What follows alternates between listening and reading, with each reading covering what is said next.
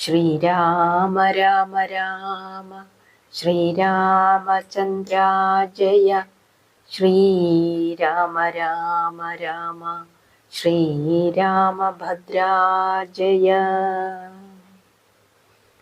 ഹരിശ്രീ ഗണപതയേ നമഃ. അവിഘ്നമസ്തു. രാവണൻ ചോദിച്ചു, നീ പറഞ്ഞ രാമൻ ആരാണ്?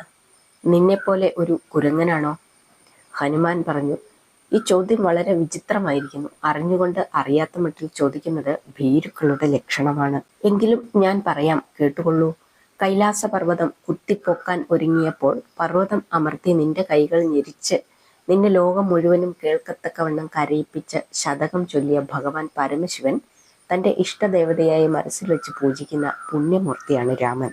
നിന്നെ ബന്ധിച്ച് കാരാഗ്രഹത്തിലിട്ട കാർത്തവീര്യ മഹാശൂരനെ വധിച്ച പരശുരാമനെ തോൽപ്പിച്ച് വൈഷ്ണവാംശം വാങ്ങിയ ദിവ്യാത്മാവാണ് രാമൻ.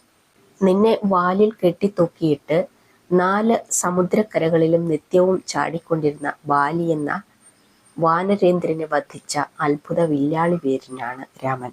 കരദൂഷണ ത്രിശിരാക്കളെയും അവരുടെ 14,000 പടയെയും 3.25 നാഴിക കൊണ്ട് സംഹരിച്ചവനാണ് രാമൻ.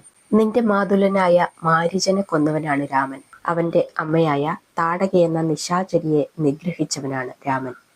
ആരാലും ഒന്നനക്കാൻ പോലും പാടില്ലാത്ത ത്രയംബകം എന്ന ശൈവചാപം നിഷ്പ്രയാസം ഒടിച്ചവനാണ് രാമൻ. നിന്നെയും നിന്റെ വംശത്തെയും സംഹരിക്കാൻ അവതരിച്ചവനാണ് രാമൻ.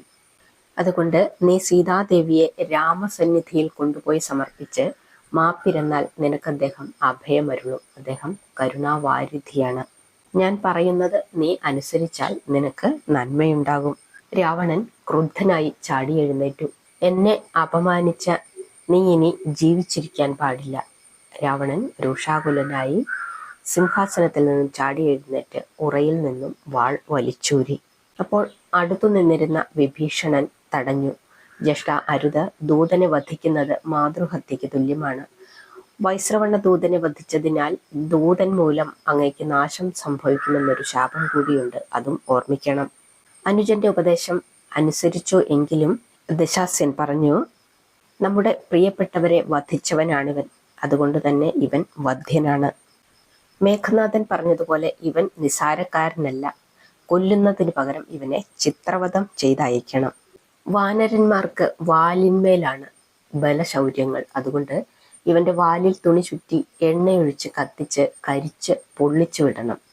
എല്ലാവരും ആ അഭിപ്രായത്തോട് യോജിച്ചു.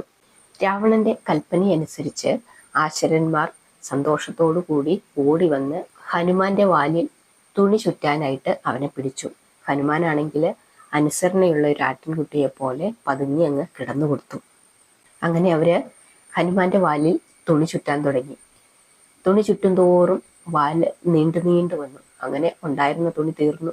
വീണ്ടും പോയി തുണികൾ എടുത്തോണ്ട് വരുന്നു. അങ്ങനെ പഴയ വസ്ത്രങ്ങൾ തീർന്നപ്പോൾ പിന്നെ നല്ല വസ്ത്രങ്ങൾ എടുക്കായി. അങ്ങനെ അവര് ആ ലങ്കയിലുള്ള മുഴുവൻ തുണി എടുത്തോണ്ട് വന്ന് ഹനുമാന്റെ വാലിൽ ചുറ്റി. അവസാനം അവർ മടുത്തു. അങ്ങനെ അവര് ഇത് മതി, ഇതുകൊണ്ട് നിർത്താം, വസ്ത്രങ്ങളും തീർന്നു, അവർ മടുക്കുകയും ചെയ്തു. പിന്നെ എണ്ണയൊഴിക്കുന്ന ജോലി ആരംഭിച്ചു. വളരെയേറെ എണ്ണ അതിനു വേണ്ടിയിട്ട് ചെലവായി. അവർക്ക് ഗൗരവമായി. ഇന്ന് ഇവനെ ചുട്ടിട്ട് കാര്യം എന്നവരങ്ങ് തീരുമാനിച്ചു. അങ്ങനെ ഹനുമാന്റെ വാലിന്മേൽ തീ കൊളുത്തി. എല്ലാവരും ആർപ്പ് വിളിച്ചുകൊണ്ട് അവനെ തണ്ടിൽ കെട്ടിയെടുത്തുകൊണ്ട് ഒരു ഘോഷയാത്രയായിട്ട് ഇങ്ങനെ നടക്കുകയാണ്. ഹനുമാൻ പെട്ടെന്ന് ഒന്ന് വിജൃംഭിച്ചു. അവനെ ബന്ധിച്ചിരുന്ന സർവ്വ കെട്ടുകളും ചടപടാന്ന് പൊട്ടിയവൻ സ്വതന്ത്രനായി. അവന്റെ ശരീരം ഇങ്ങനെ പർവ്വതം പോലെ അങ്ങ് വളർന്നു. വാതാത്മജൻ നേരെ ഗോപുരമാളികയുടെ മുകളിലേക്ക് ചാടി വീണു. അവിടെ നിന്ന് ഉഗ്രമായി ഒന്ന് ഗർജിച്ചതിന് ശേഷം തന്റെ വാലുയർത്തി അതിന്റെ അഗ്രത്തിൽ കത്തിക്കാളുന്ന തീപ്പന്ത കൊണ്ട് ചുറ്റുമുള്ള എല്ലാ മന്ദിരങ്ങളെയും അഗ്നിക്കിരയാക്കി.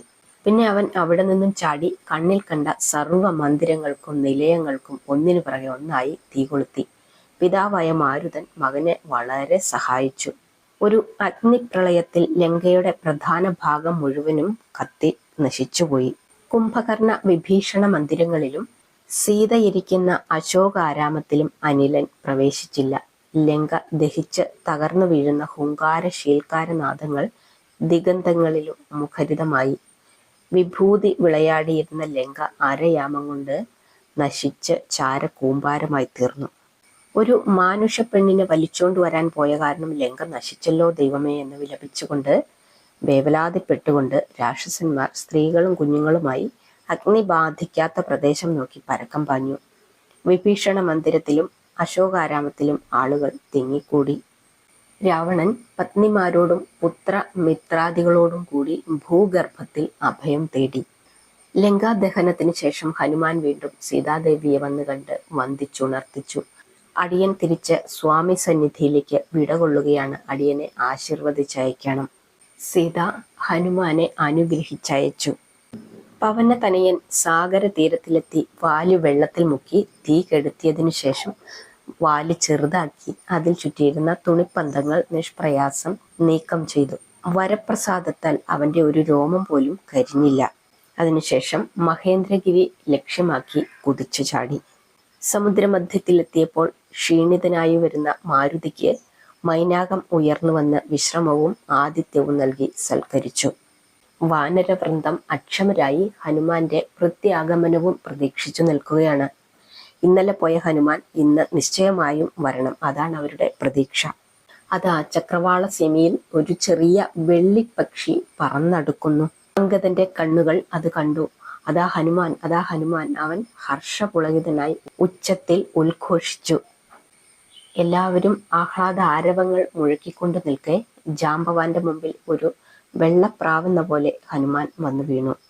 മർക്കടന്മാർ മതിമറന്ന സന്തോഷത്തോടെ ഹനുമാന്റെ ചുറ്റും കൂടി പലവിധ ആഘോഷങ്ങളും ആഹ്ലാദ പ്രകടനങ്ങളും നടത്തി അവനെ അനുമോദിച്ചു.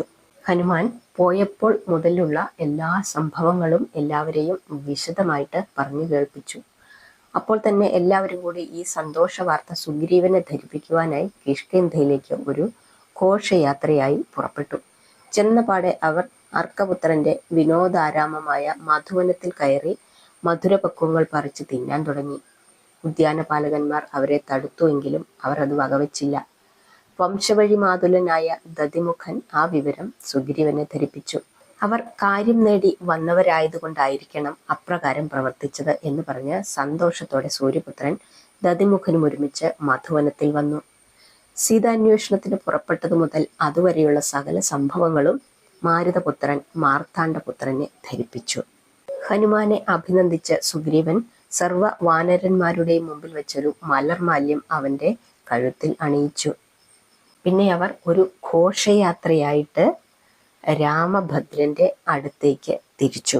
ഹനുമാൻ വന്നപാടെ വികാര വിവശനായി പൊട്ടിക്കരഞ്ഞുകൊണ്ട് രാഘവപാദങ്ങളിൽ വീണ് കണ്ടു, ഞാൻ ദേവിയെ കണ്ടു എന്ന് പറഞ്ഞ് പലവുരു പറഞ്ഞ് വിതുമ്പിക്കരഞ്ഞു.